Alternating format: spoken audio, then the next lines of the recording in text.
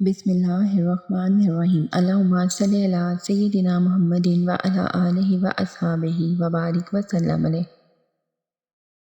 السلام علیکم ورحمۃ اللہ وبرکاتہ۔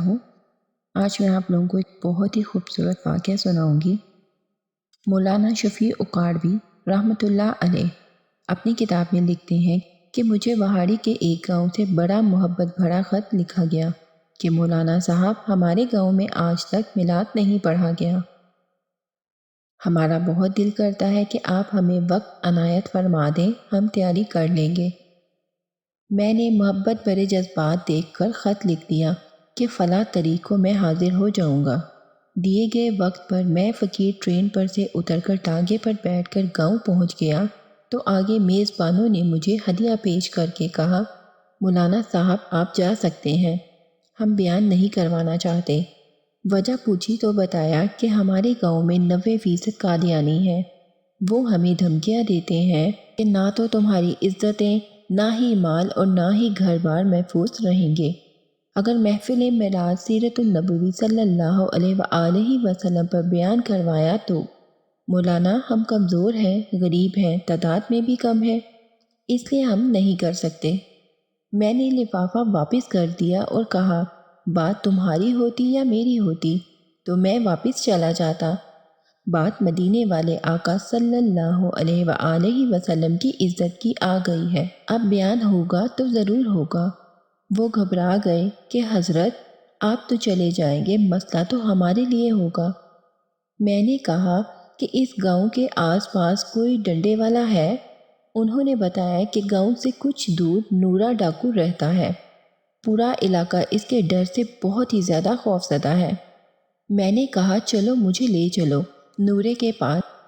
جب ہم نورے کے ڈیرے پر پہنچے تو ہمیں دیکھ کر نورا بولا، آج خیر ہے کہ مولوی کیویں آ گئے نے۔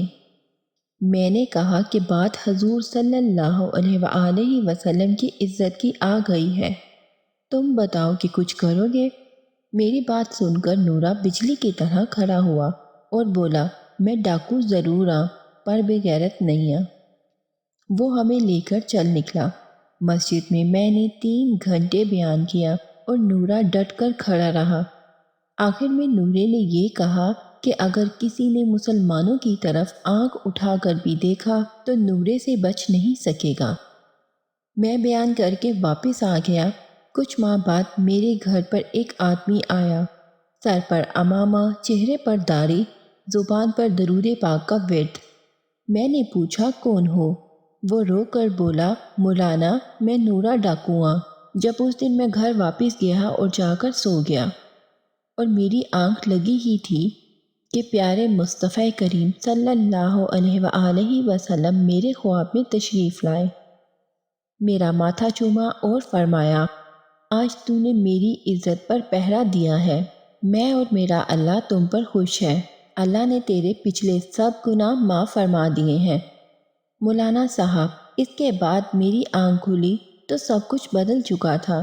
اب تو ہر وقت آنکھوں سے آنسو ہی خشک نہیں ہوتے۔ مولانا صاحب میں آپ کا شکریہ ادا کرنے آیا ہوں، آپ کی وجہ سے تو میری زندگی ہی بدل گئی، میری آخرت سنور گئی۔ سبحان اللہ۔ ویڈیو کو صدقہ جاریہ سمجھ کر آگے ضرور شیئر کرے گا اور ہمارے ساتھ اس ثواب درار میں شامل ہو جائے گا۔ اگلی ویڈیو تک اپنا بہت سارا خیال رکھیے گا۔ اللہ حافظ۔